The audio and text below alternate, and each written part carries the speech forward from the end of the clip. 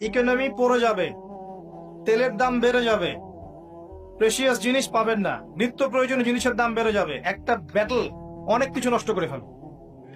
একটা যুদ্ধ বিশ্বের প্ল্যাটফর্ম চেঞ্জ করে ফেলতে পারে। সামনে একটা বড় ফাসাদ অপেক্ষা করছে, আল্লাহ ভালো জানেন।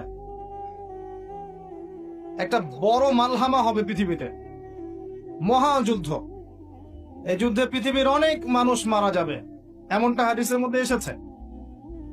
কে জানে, আল্লাহ ভালো জানেন এটা কবে হবে, কত সালে, কিভাবে হবে, আল্লাহ ভালো জানেন। এমন হতেও পারে এটাই সেই পারমাণবিক যুদ্ধের সূচনা, আল্লাহু আ'লাম। কারণ তারা শুরু করেছিল প্যালেস্টাইনকে কেন্দ্র করে, সেখানে পারে নাই।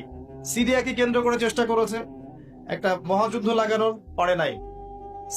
সিরিয়াকে কেন্দ্র করে প্রায় হয়েই গিয়েছিল, এখানে অনেকগুলো দেশ ইনভলভ হয়ে গিয়েছিল, কিন্তু নিউক্লিয়ার যুদ্ধ পর্যন্ত যায়নি। কিছু মানুষ চাচ্ছে, একটা সভ্যতা চাচ্ছে যে পৃথিবীতে একটা মহাযুদ্ধ ঘটুক, এর ফলে পৃথিবীর ম্যাক্সিমাম মানুষ যেন মারা যায়, পরাশক্তিগুলো দমন হয়ে যায়, সে নতুন করে রাইজ করবে, সেই অপেক্ষায় বসে আছে।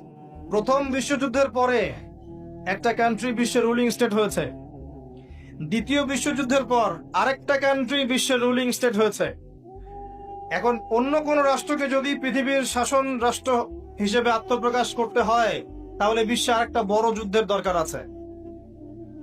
জ্ঞানী মানুষ ইশারা বুঝবেন, তারা এই চেষ্টাই করছে।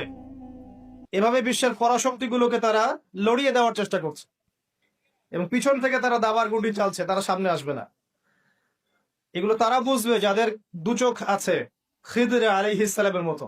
তারা বুঝবে না, লাহুম কুলুবুন লা ইয়াফকাহুনা বিহা ওয়া লাহুম আযানুন লা ইয়াসমাউনা বিহা ওয়া লাহুম আ'য়ুনুন লা ইউবসিরুনা বিহা উলাইকা কাল আনআম বাল হুম আদাল। এই শ্রেণীর মানুষ এগুলো বুঝবে না।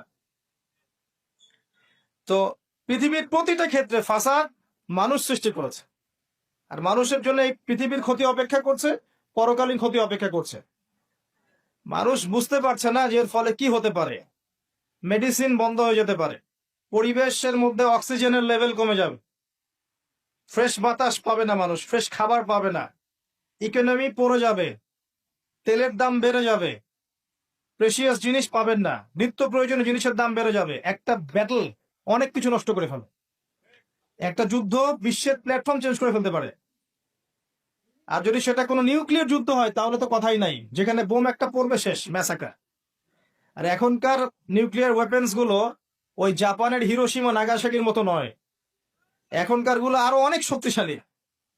একটা বোমা একটা রাষ্ট্রকে উড়িয়ে দেওয়ার জন্য যথেষ্ট।